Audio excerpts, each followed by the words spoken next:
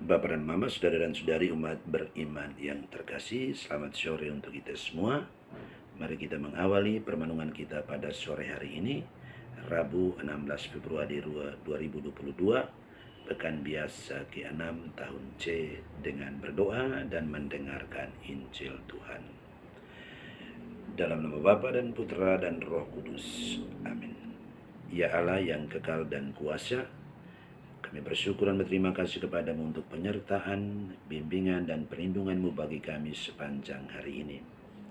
Terima kasih juga karena Engkau telah menjaga dan melindungi kami ketika kami melaksanakan tugas, pekerjaan, dan tanggung jawab kami masing-masing hari ini. Sekarang kami mau mendengarkan dan merenungkan sabda-Mu. Terangilah hati dan budi kami, dan mampukan kami supaya kami tidak hanya menjadi pendengar sabda-Mu, tetapi menjadi pelaksana-pelaksana sabda-Mu di dalam keseharian hidup kami. Dengan pengantaran Kristus Tuhan kami. Amin. Mari kita mendengarkan Injil Tuhan untuk permenungan kita pada malam hari ini dan perayaan Ekaristi kita besok, yang diambil dari Injil Markus bab 8 ayat 22 sampai dengan 26. Semoga Tuhan beserta kita sekarang dan selama-lamanya. Inilah Injil Yesus Kristus menurut Santo Markus. Dimuliakanlah Tuhan. Yesus menyembuhkan seorang buta di Betsaida. Kemudian tibalah Yesus dan murid-muridnya di Betsaida. Di situ orang membawa kepada Yesus seorang buta, dan mereka memohon kepadanya supaya ia menjamah dia. Yesus memegang tangan orang buta itu dan membawa dia keluar.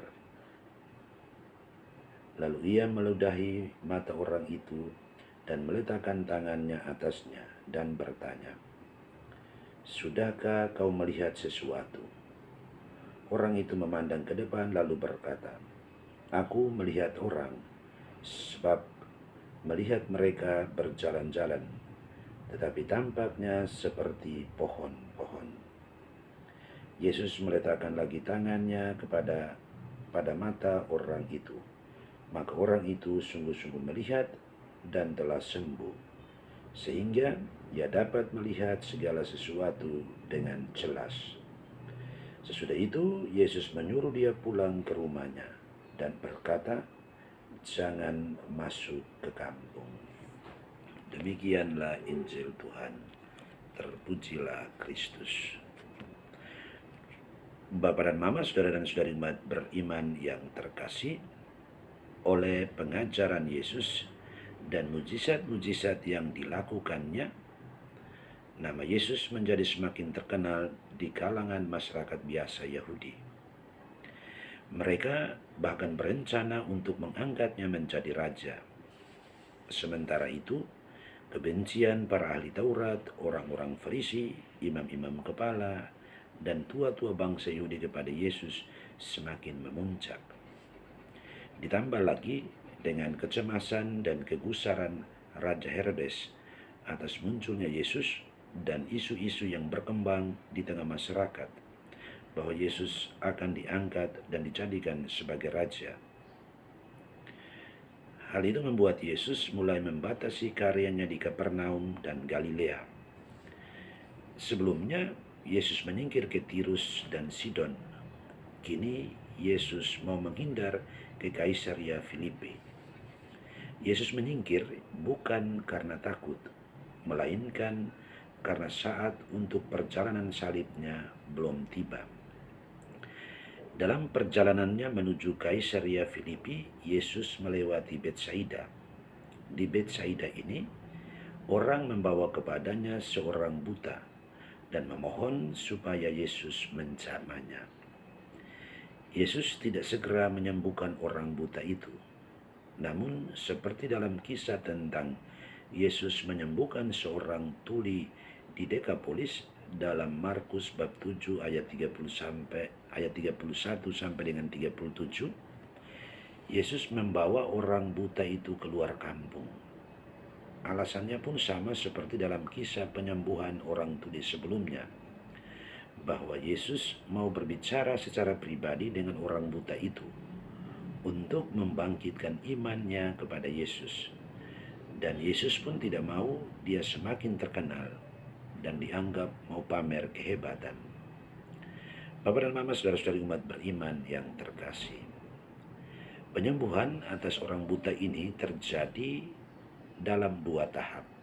Pertama, Yesus meludahi mata orang buta itu dan meletakkan tangan ke atasnya. Orang buta itu belum melihat dengan jelas. Ia melihat orang berjalan-jalan, tetapi tampaknya seperti pohon-pohon. Yang kedua, Yesus meletakkan tangannya lagi ke atas orang itu, tetapi bukan ke badannya, melainkan langsung ke matanya. Dan orang buta itu pun sembuh dan bisa melihat lagi dengan jelas. Mengapa Yesus menyembuhkan orang buta itu dalam 2 tahap? Sekali lagi, hal ini untuk membangkitkan iman orang buta dari Betsaida itu, sebagaimana Yesus juga membawa orang itu keluar ke kampung dan memisahkannya dari orang banyak. Hal ini berhubungan dengan apa yang diceritakan dalam Injil Matius bab 11 ayat 20 sampai dengan 24, di mana Yesus mengecam penduduk Betsaida karena meskipun mereka banyak melihat mujizat yang dilakukan Yesus, tetapi mereka tidak percaya dan bertobat. Hal ini berbeda dengan penduduk Tirus dan Sidon. Meskipun sedikit saja mujizat yang dilakukan di sana, tetapi penduduk Tirus dan Sidon percaya kepada Yesus dan bertobat. Sesudah menyembuhkan orang buta itu, Yesus menyuruh orang itu untuk pulang ke rumah dengan berkata, "Jangan masuk ke kampung." Maksudnya adalah, jangan lagi tidak percaya seperti orang-orang sekampungnya.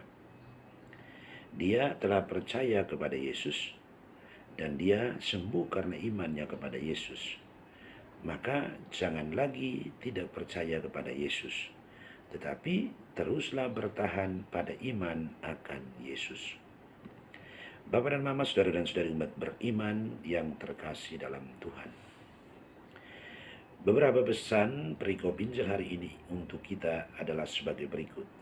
Yang pertama, supaya kita percaya kepada Yesus, percaya dengan sungguh-sungguh, bukan percaya setengah-setengah. Yang kedua, jangan berkeras hati atau keras kepala untuk tidak percaya kepada Yesus. Yang ketiga, percaya kepada Yesus artinya datang kepada Yesus, berserah diri pada Yesus, dan berharap pada Yesus. Yang keempat, menaruh harapan kepada Yesus bukan berarti supaya harapan-harapan kita langsung dikabulkan oleh Yesus. Sebagaimana iman yang sungguh-sungguh kepada Yesus butuh proses, demikian pun terkabulnya harapan-harapan kita juga butuh proses. Bukan seperti membaca doa mantra atau bim salabim langsung jadi. Oleh karena itu, benarlah apa yang dikatakan oleh Romo Eko, berdoa berserah diri kepada Tuhan itu bukan memaksa Tuhan untuk segera mengabulkan apa yang kita minta, melainkan menunggu sampai kapan Tuhan membuat mujizat atas kehidupan kita. Bapak dan Mama, saudara dan saudari umat beriman yang terkasih dalam Tuhan, mari percaya sungguh-sungguh kepada Yesus. Mari berserah diri kepada Yesus. Mari menaruh harapan kepada Yesus. Dan mari selalu bersyukur kepada Yesus.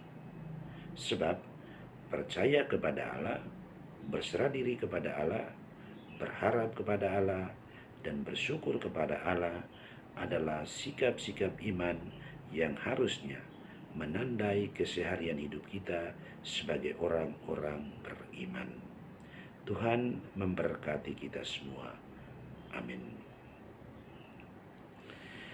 Bapak dan Mama, saudara-saudara terkasih, mari kita mohon berkat untuk kehidupan kita dan untuk istirahat kita pada malam hari ini. Tuhan bersamamu dan bersama rohmu. Semoga kita sekalian hidup dan pekerjaan kita setiap hari, mereka semua yang kita doakan dan yang mengharapkan bantuan doa kita, mereka semua yang kita kasih dan mengasihi kita di mana saja berada, semoga kegembiraan, harapan, kecemasan, kekhawatiran, dan kesehatan kita masing-masing, juga istirahat kita pada malam hari ini, dilindungi, dibimbing, dan diberkati oleh berkat Allah yang Maha Kuasa, Bapa dan Putra dan Roh Kudus. Amin. Selamat sore, selamat malam, selamat beristirahat. Tuhan memberkati kita semua. Amin.